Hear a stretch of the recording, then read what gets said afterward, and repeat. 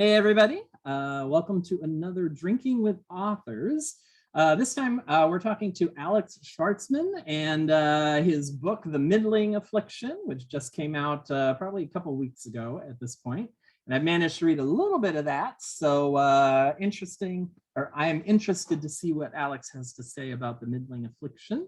And we're also going to talk about his Kickstarter that's going on right at the moment as well. With a focus on humor. But let Alex introduce himself and launch us into the book. Hi, thank you very much for having me first. I'm Alex Shvartsman. I grew up in Ukraine and English is my third language. So I decided to start writing fiction when I turned 35. Never really thought that I would ever have a strong enough command of the English language to do so. So I kind of waited a really long time. And it was a pretty big surprise to me when the short stories I was writing started selling one after another. So I kind of really jumped in with both feet. And I've been living kind of my dream ever since. I wanted to be a writer since I was a small child. Never really thought that my life trajectory would lead me back to this path, but I'm glad that it has. My first full-length novel was published in 2019, and it was an epic fantasy book, but it launched directly into the pandemic. So as you can imagine, the sales were not what I would have been entirely happy with. Thankfully, my second book, The Middling Affliction, which is the first in series, has been my redemption arc. It has gotten some really good early buzz. It came out May 31st, so this is the book, and it has been doing very, very well. So to tell you a little bit about this book, this is a funny urban fantasy in the vein of things like the Dresden Files, Simon R. Green's Nightside, and other similar books where it's action-oriented with lots of humor and it doesn't take itself overly seriously, but it still has a real plot. It's not just all jokes. And that's what I like to write. I mean, that's the way that I speak. The character's voice, for the large part, is my voice, but much better because I have a chance to go back and fix things and sound smarter. And so overall, that's what I wrote, and not only has it done very well so far, but the sequel has been greenlit and will be coming out next year. Yeah, that's one of the advantages of writing, right? Is that you can always go back and add in the witty repartee that you couldn't come up with in real life right on the spot, right? You can always go back and edit it.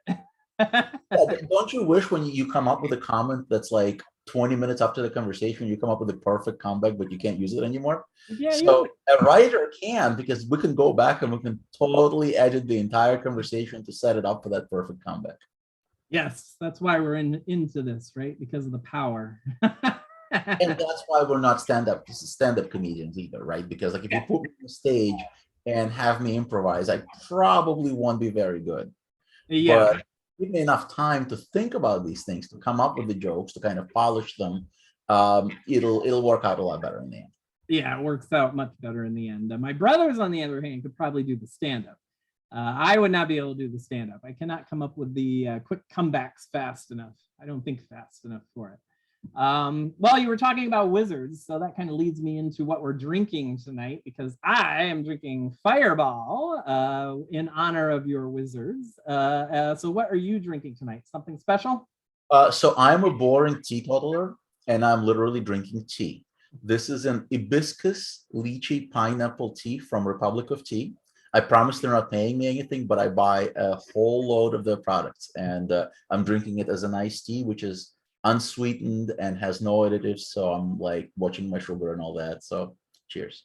Well, I'm a tea person as well. I don't really drink coffee or anything. So I'm more into like green teas and white teas and stuff like that. But I generally don't add anything to them. I just like green tea, white tea. I don't like anything added to it, especially sugar. I don't like sweetened teas at all. And I am a big coffee drinker, but much earlier in the day. So in fact, I like to say that coffee gets the co-writer credit on most of my projects because I fuel myself with it.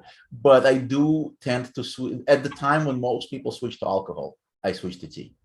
Yeah, And you should do that sometime just for humor, the humorous effect, you know, have a co-editor or editor or a co-author of coffee. But anyway, let's get back to the Middling Affliction.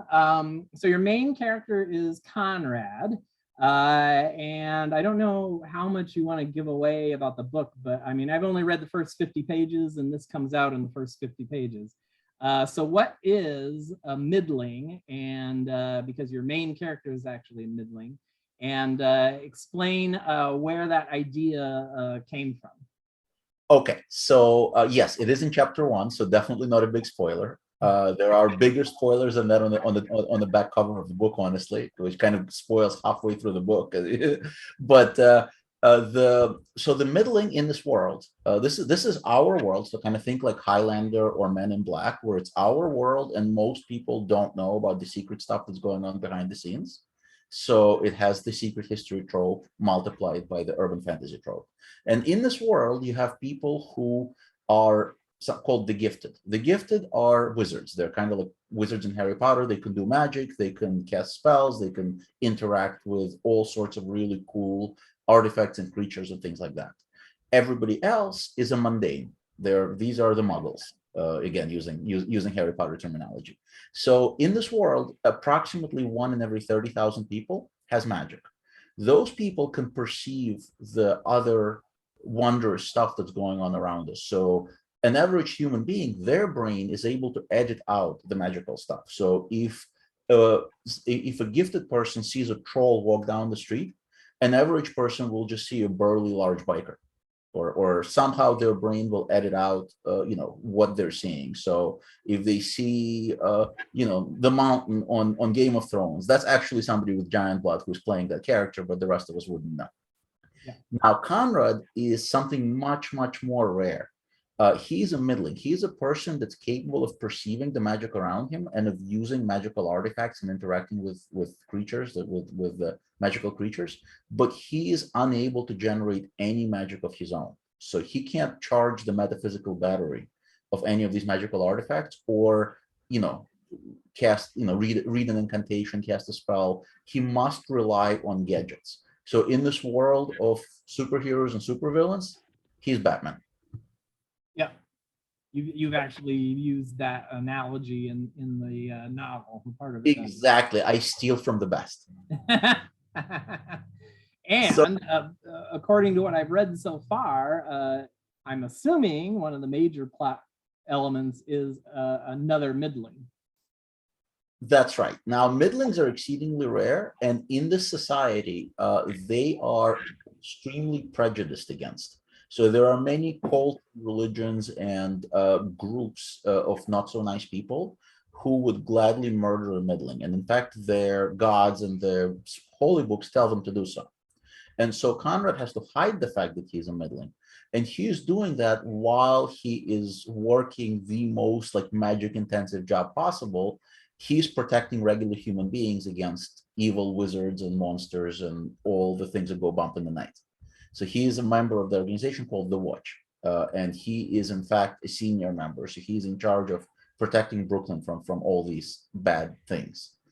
Early in the book, literally in chapter 1, because otherwise I wouldn't be spoiling it for you, Conrad finds out about another middling who is literally up for sale. There's this evil magical Sotheby's that is hosting an auction, and they have several various rare and expensive magical things up for sale, and one of them is a middling.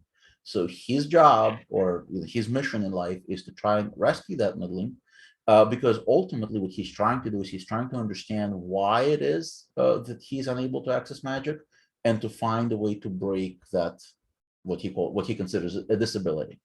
So he figures, in the world of magic, anything is possible, so there must be a solution. And he has to do it, again, while lying not only to his enemies, but to his friends also, because he's certain that they would probably fire him or even try to kill him if even his superiors found out what he really was.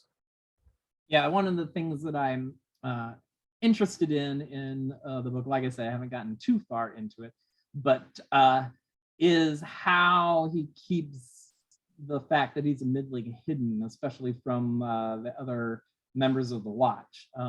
So I'm going to be interested to see how all of that plays out, because I know as a writer myself, how I would screw around with it, and how I would use the fact that he's hiding it to, like jack up tension and all that kind of stuff. So I'm very interested to see how he manages to keep all of this hidden. And also I'm interested to find out how he got to such a position, without anybody discovering it. So I know that's probably a spoiler for the book. So don't say anything about that. Let's shift instead to how Conrad actually feels about this, because I don't think I'm spoiling anything by saying he kind of thinks of himself as a middling as sort of a disease, right? Because it's called the Middling Affliction, right? So it's almost like he's out to find a cure for it. Exactly. And it plays on several levels, which I will not get into too many details, so there's not to spoil things for you. But I will say, and this is something that I don't feel is a spoiler because it comes up again in chapter 1, Conrad is an accomplished and consummate grifter.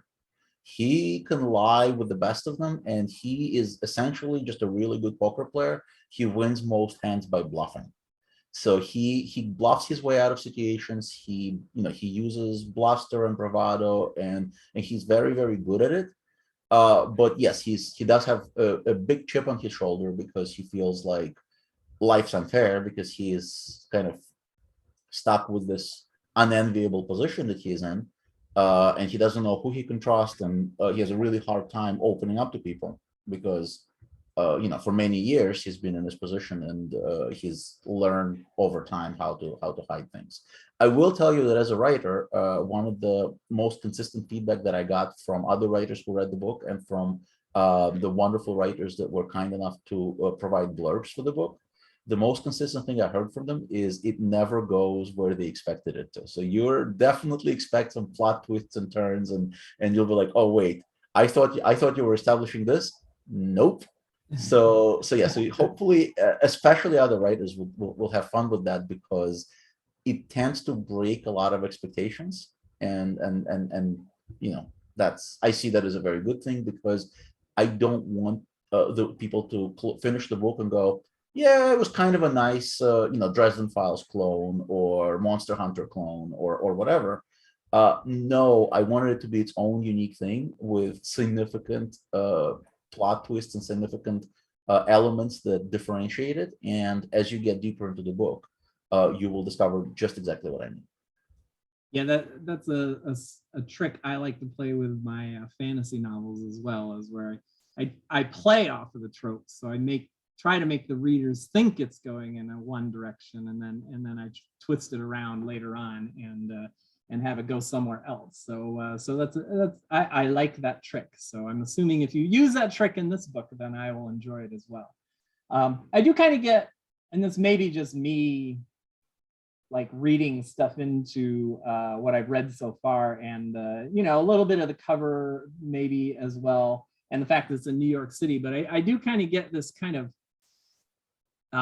mob kind of feel, like mobster kind of feel from the book, from what I've read so far. Is that is anything that you planned, or am I like just bringing my own stuff into this? I think you're bringing a little bit of your own stuff into it. It's not really a spoiler, but I will tell you that there's absolutely no actual mobsters in this book. Now, you did mention something that is important, though, and that's that the book, it lives and breathes and sort of feels like New York City, and that's very much intended. This has been my adoptive home for 30 years now. I love New York. I love Brooklyn, where I live. Many of the locations and many of the sort of places that we described in the book are real. They're all based on real places. A lot of them are in South Brooklyn, where I live. So I can literally point to specific businesses and and buildings and sort of like locations that the stuff in the book is based on. And a careful reader who's familiar with the borough may actually recognize some of them, at least within like a few blocks, if not a specific location. There are also famous New York individuals, both good and bad, that multiple characters are based on, and that's something that you will definitely you will recognize some of them, but they'll probably not all of them without help. Yeah. But you will definitely recognize some of them, and that's what I wanted to do. I wanted really to make this very much be a love letter to Brooklyn, while also not again having some interesting things going on, because not the entire story. The plot takes you far away from Brooklyn at times, but you always come back just like the real New Yorkers. You always come back home, and the book definitely has strong opinions about pizza. Yeah, I kind of figured the mobster. There's nothing I can like point to that's making me specifically think mobster, but I don't know. I'm getting just kind of a little bit of a mobster vibe from it. But like I said, I'm not that far into the book, although I have run into one of your New York City characters who I won't name, even though you didn't use the real name in the book. But I've gotten to the druid sections, so. There's definitely a very interesting character that shows up there that's quite polarizing, and yeah, I mean you'll see a little bit more of him later on, and definitely in book 2 as well. So that minor spoiler. Okay. He's not a major character, but yeah, I mean, I don't think that's a major spoiler. Or even a minor spoiler at that point. I mean, I'm through that section, so at this point, I kind of suspected that he's kind of going into the background for a while, but yeah, I wouldn't be surprised if he comes back out again. He will show up to stir up trouble again. Well, of course, because that's what he does. But that does kind of bring up something, a question that I had about the writing of this book. You already mentioned that you write a lot of short stories, and the feel that I get from the beginning of this book is that like the first, I don't know, 3, 4, 5 chapters, something like that. They kind of feel almost like they're their own little mini short story, because he's like handling this thing and then he's handling this thing. And at the moment, anyway, none of those things seem like really connected. And so I was wondering how, and I also know that your short story that you wrote for Silence in the City is connected to Conrad, the Conrad verse. And so I was wondering, like, how much of this kind of developed in short stories before you got to the actual novel? So you're absolutely right. There are 2 complete short stories that are incorporated into the book, and they're both, they're bits and pieces of them that got remixed, sort of DJ style, but they're both in the very early sections of the book. I felt like it was a really good way to kind of introduce people to to Conrad's world and get everything involved. But I also promised that the way that the book is written, none of that stands on its own. All of that is actually going to be relevant.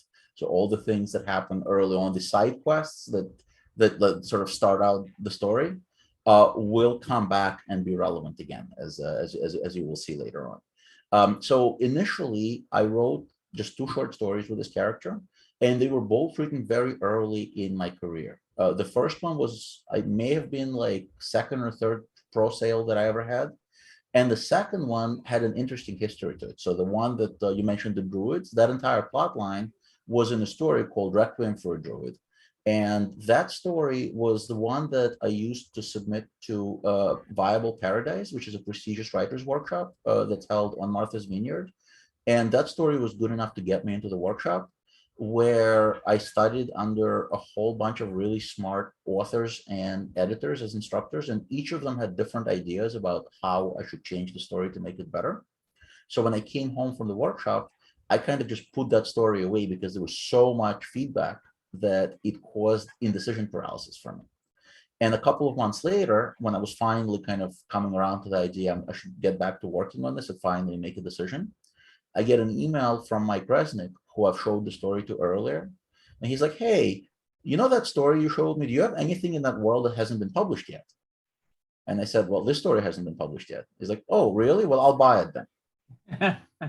He was starting a magazine called Galaxy's Edge, and he picked up that story, as is. I mean, he let me make changes based on their feedback, but the changes I made were line by line stuff, not major edits.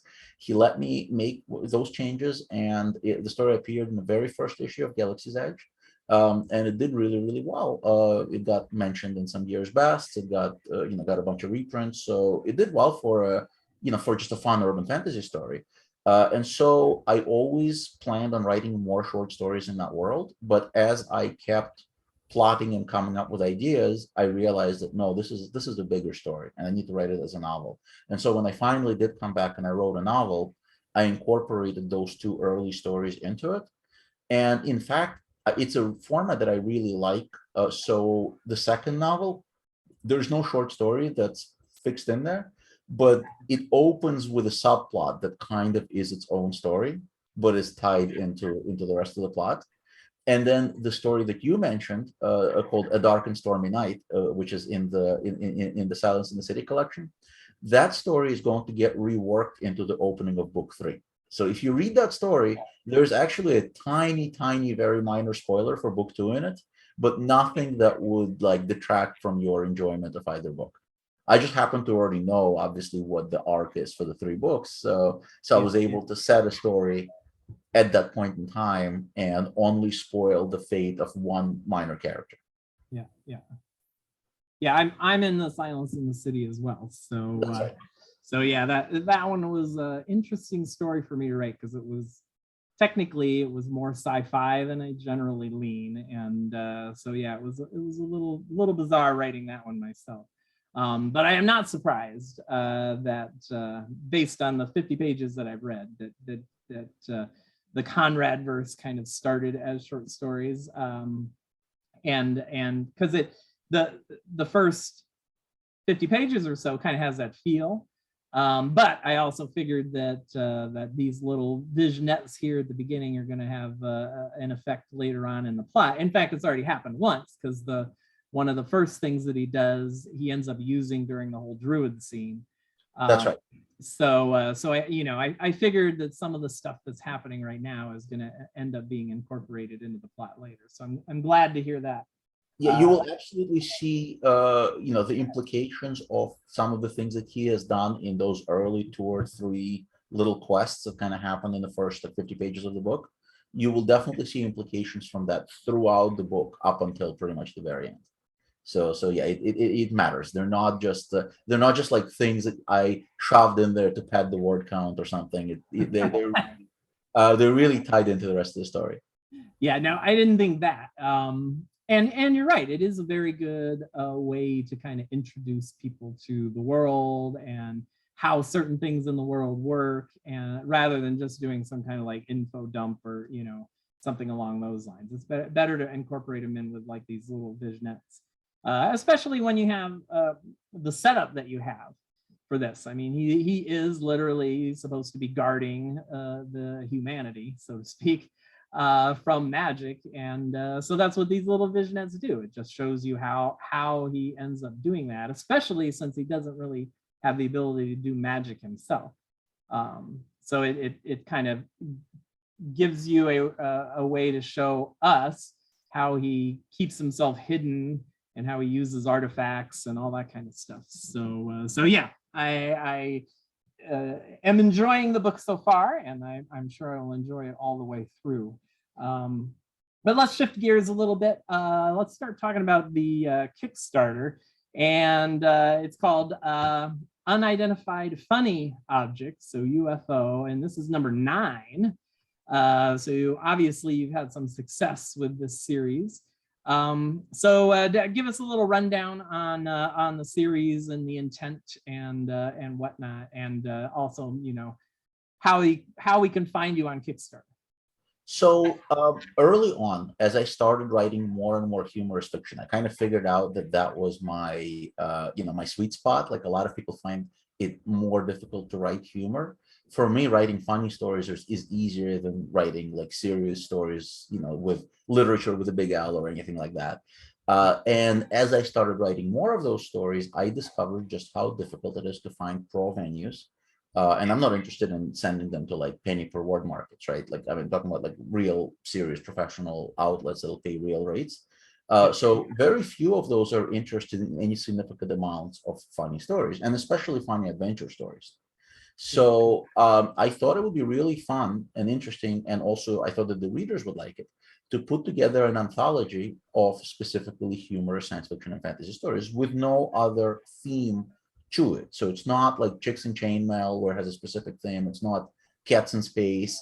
It's just, hey, if it's a funny story, I will consider it. And I think that the readers who are only given usually like maybe like one little vignette at the end of a real anthology, given an opportunity to consume an entire book of these stories, I figured that the readers would appreciate it.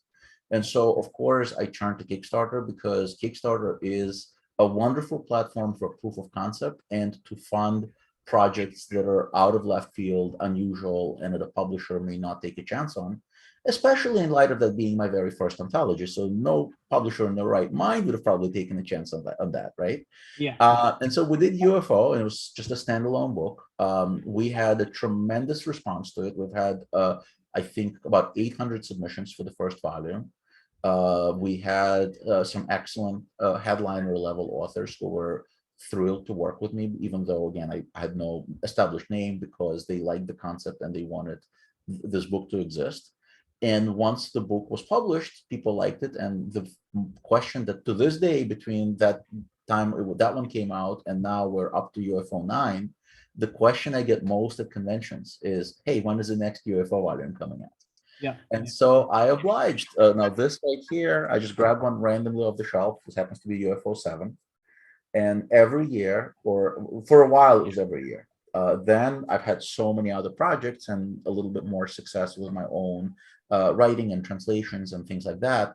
I had to really pare it down. So now it's every 2 years. But I do want to maintain the series because, again, readers really, really love it. And the way that we do it is we solicit the stories ahead of time. So I'm on the hook for that out of pocket regardless, from the major headliners. And then once the project funds, we open to submissions, and then we add more stories to that from the general pool. And we've got some really wonderful stories we've launched. We were the first to publish a number of authors. We were early to publish other authors who've gone on to become bestsellers. So it's been a really good, proving ground, and it's also been just a really good venue for newer talent to rub shoulders with, the giants of industry. And we've had the pleasure of publishing, Neil Gaiman and George Martin and Piers Anthony and Esther Friesner and all, Alan Dean Foster, all sorts of names that people who enjoy humorous fantasy would recognize. Not just fantasy, but humorous science fiction as well. And we always try and add at least one interesting headliner to the new issue that we haven't worked with before. So last volume, we added Simon R. Green, who is hands down my favorite urban fantasy author. So I was very pleased to have him, consider being a part of the project. So not only did he contribute a story, but he is back now in this new volume as well.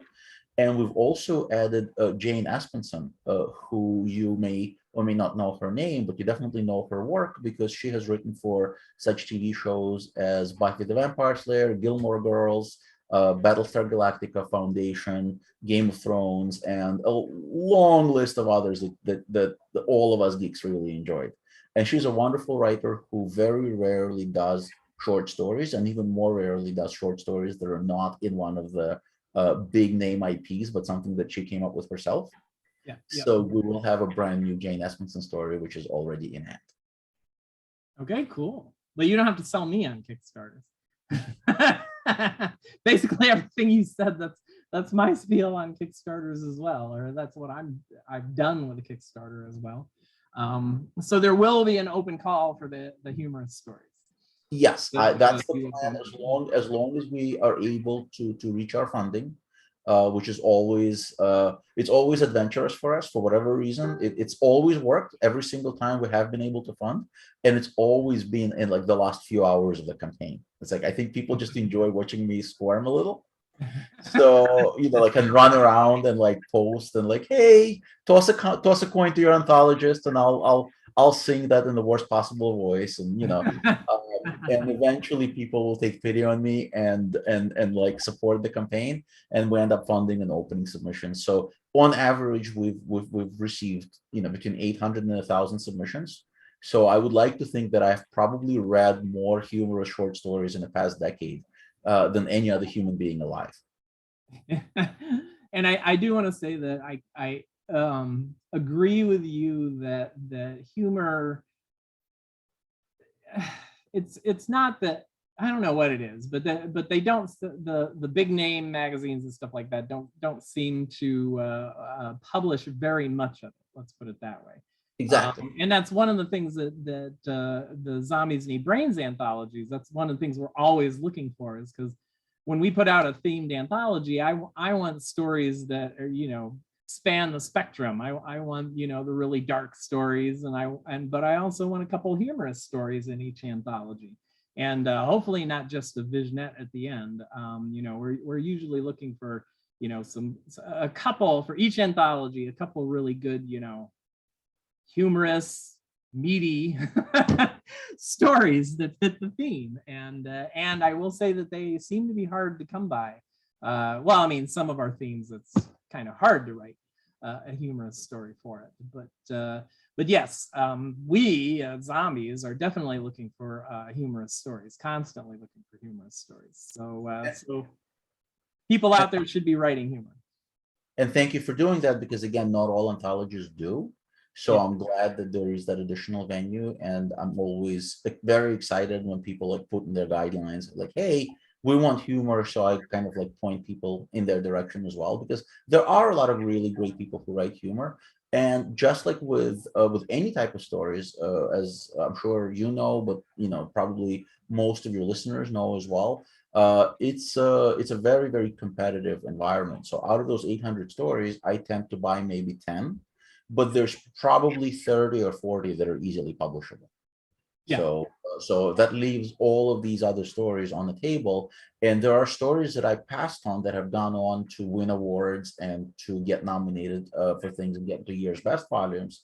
And I still don't regret that, because I was looking for stories that are very specific and particular to my project. So again, as an editor, you especially would appreciate that. And those stories found the right home for them. So that's the important part, is that sometimes you can write a great story and the anthology that you're writing it for will not take it. But shop it around, because it only takes one editor that loves it. Doesn't matter what everybody else thinks. And I will totally agree that it's extremely competitive, because like you said, you get 800, 1,000 submissions, and you can really only take 10. Maybe, and we're the same way. Half of the anthology is already filled up with the like you said, kind of like the headliners, and we need the headliners because that's what brings people to the Kickstarters, right?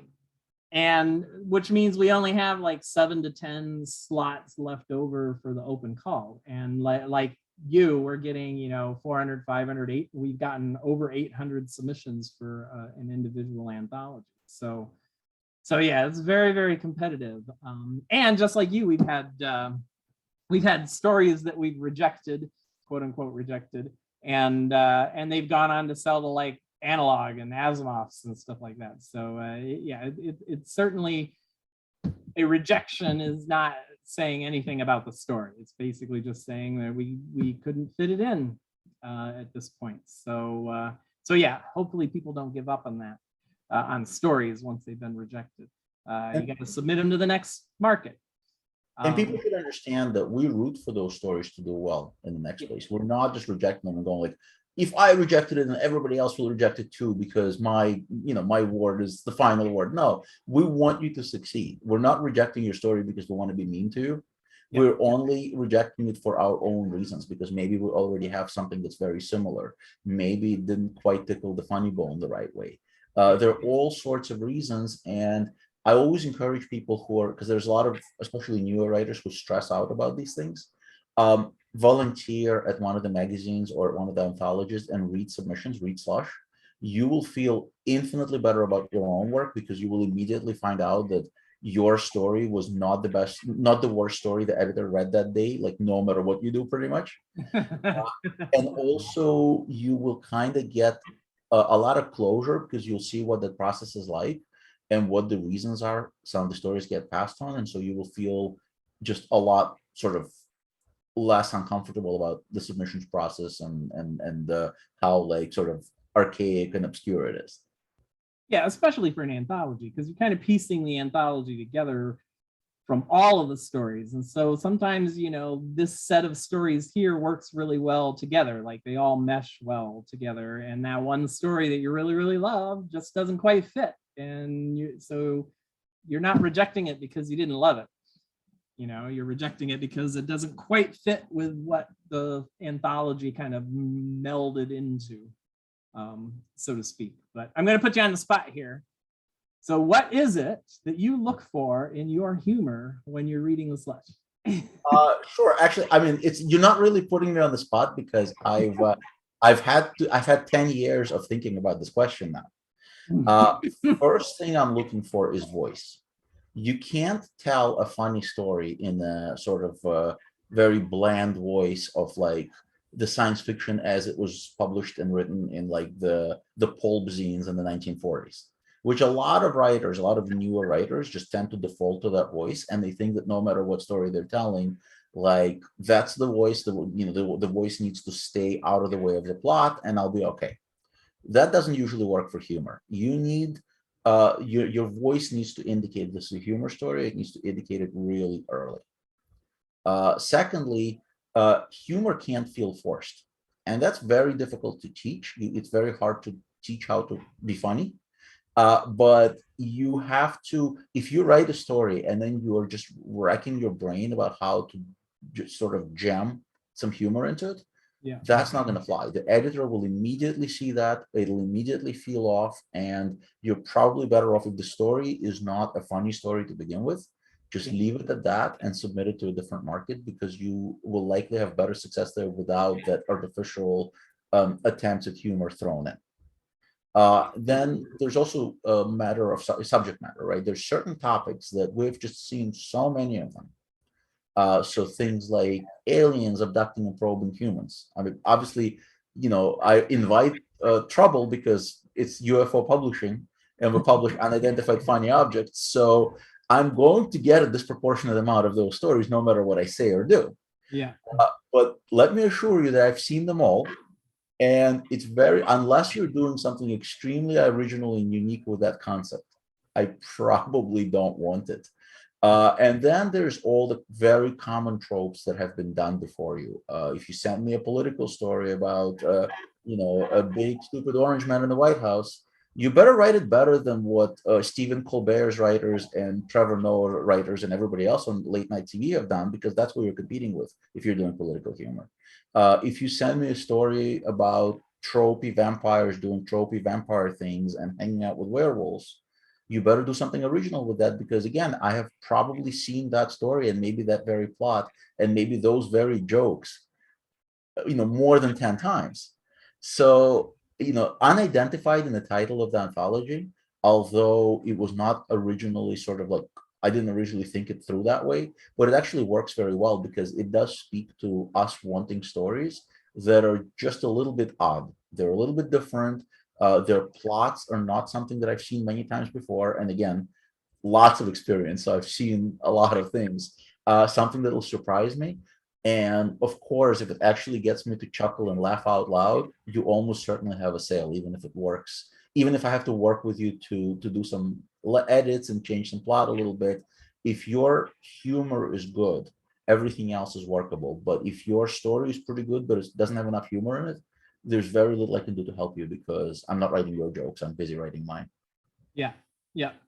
And I would add, you didn't mention this, but I'm assuming that you've run into this as well. But the story where it's really all about that last line joke. Yeah, you know, those things did very well. I think in the 70s, there was a time when people sought them out, but no, like if it's a just a long thing leading to a single joke, I don't care how good that joke is. You Yeah, know, it's not enough. Even if you're writing flash fiction, people think that, because we do accept flash fiction, unlike most anthologies, and that's stories under 1,000 words. Even if you're telling a story at that length, it cannot be a single long joke. It actually has to be a story. And I think a lot of people just kind of use the length as a crutch. They use it as an excuse to say, well, I'm just going to tell this one prolonged joke and kind of stretch it out to 800 words or whatever it is. And we look at it and we go, do not want. Yeah, generally that doesn't work. And I see a lot of that in the zombies slush pile as well. And it's not even necessarily a story that's one long, leading up to one joke. It's often just a story that leads up to one idea. Right. And it's like, yeah, okay. it generally will not work. Like you said, it's got to have a little more meat to it. It's got to have more of a story. But that's true for every type of story. I was just trying to stick to specifically like the things that are unique to humor. But yes, of course, you need competent storytelling, good pacing, a solid plot, characters who are not cardboard cutouts. The list goes on and on, but that is going to be true if you hope to sell a story to any pro level market. I mean, I'm sure Z&B is not going to take a story that doesn't check off everything on that list either. Yeah, no, that's I usually when we're in the midst of an open call and people are asking what I'm looking for and stuff, that's basically running through that list. I want a full character, I want a full story, I want, I don't want just an idea, and yeah, that's basically the entire list. But the biggest things, just to summarize for everybody that's thinking they want to submit to UFO 9 once it funds, because I'm sure it's going to fund, is he's looking for voice and he's looking for originality. That's what I got out of what you said anyway. Voice and originality. And I really do think, like you said, I really do think that voice is like extremely significant for humor. You've got to have a character with a really, really strong voice in order to pull the humor off well anyway. So why don't you tell everybody where we can find you and your books, and also the Kickstarter, and where you're at on the Kickstarter at the moment, and then we'll sign off. So again, thank you for the opportunity. The easiest way to find everything that I do is at alexshvartsman.com, which is a little bit difficult to spell, but here my name is right on the cover, so you can just copy it off of that. And that will have the links to the Kickstarter campaign, to this book, to my other books that are out there. I have a couple of short story collections, about 15 anthologies now that I've edited for several different publishers, as well as links to my short stories that you can check out. A lot of them are floating around the internet for free, so you can try before you buy. And on Kickstarter, you can plug in Unidentified Funny Objects, and the campaign is sure to pop up. Unfortunately, the long URLs are not like the video podcast is not best suited for long URLs, but I assure you they're very easy to find. And please do not wait till the last minute. Please support us and pledge and get some really good rewards now, because not only will you create forward momentum, which will get more people to pledge and generally create that snowball effect, but it will also probably get me to live slightly longer instead of me sitting there and counting the days down to the end of the campaign, which means I'll be around to write more books and produce more anthologies. Yes, we definitely don't want heart attacks, which I also have had multiple Kickstarters that have come down to the last minute, and yeah, it's not good for our stress levels at all. So yeah, right now you guys are only about a week into it and you're already over $5,000, so you're a third of the way there. So definitely everybody run out, buy the Middling Affliction. Okay, and he didn't mention his other book, but the book that came out before the Middling Affliction was I'll probably say it wrong, but Eridani's Crown. Actually, you said it exactly right. Did you? Yeah, it's either Eridani, which is my preferred pronunciation, but nobody knows that, or Eridani. I'm fine with either. So Eridani's Crown is the story of Daenerys Targaryen done right in a single volume with an ending. That's my pitch to you. It's an epic fantasy that is really a political fantasy and a Greek tragedy that masquerades as an adventure book. Yes, I have that one as well. I haven't managed to get any time to read it, but hopefully it's next on my list. after I finished the Middling Affliction, of course. So yes, definitely go out, buy those books, and definitely run over to the Kickstarter and back Unidentified Funny Objects, Volume 9. And if you're a writer, you want to keep watch on it because, like you said, once it funds, then there'll be an open call, and maybe you'll be in it. Okay, so you never know. So We thank already, you. our people are standing by. Literally, my associate editors cannot wait to just dig into the story slush pool, because it's, you know, I've kept them hungry for 2 years now, and now like I kind of like dusted them off and, like, you know, brought them back out of hibernation, where you know where one keeps their associate editors, you know. Yeah. And so yeah, we're all ready and eager to read your stories. So yes, definitely polish that up and get ready to send it in, because I'm certain it will fund. Like you said, the previous 8 funded, so there's no expectation that this one won't fund. But make it fund faster, okay, just to save everybody's heart and lifespan. It's a question of when, and we did have to raise our overall ask, though the books have not gone up in price. It still costs the same amount of money to fund the ebook or fund the paperback. But our overall ask, unfortunately, had to go up because it's just more expensive to print a book now, more expensive to ship a book, all the associated costs, everything, as I'm sure, you know, everybody hears about that on TV every single day, and you don't need to hear it from me, but it's affecting the book industry as well. So I expect that by the time we actually go to print, we will probably see 1 or 2 more price hikes. So our cost per individual book printed will go up even more, and so we have to kind of future proof ourselves a little bit. But I still think that we can certainly do it, and primarily for, you know, due to the generosity of people like Joshua, who will host us and amplify the message, and again, we'll you know, we'll be able to then just focus on the fun part, which is producing the best book we can. Yes, that is definitely the fun part. Everybody asks me why I do it, and I'm just like, because I like it's just exciting getting it all put together and getting it ready to get out there. But I will agree that shipping is insane. Oh my God, it's getting worse by the day. Yeah, the shipping is insane, and like you said, you kind of have to predict the future, because at least for zombies, we're not shipping it until like a year after the Kickstarter, so we got to kind of predict where the shipping's going, and we don't always do well with that. But yes, hopefully it'll be successful.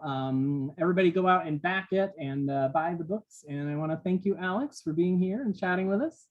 And I'll be watching you on Kickstarter. Thank you so much again, and I will raise the toast of my tea to you and your. I'll toast you with what's left of my fireball. Thank you again. Okay, catch everybody later. Bye.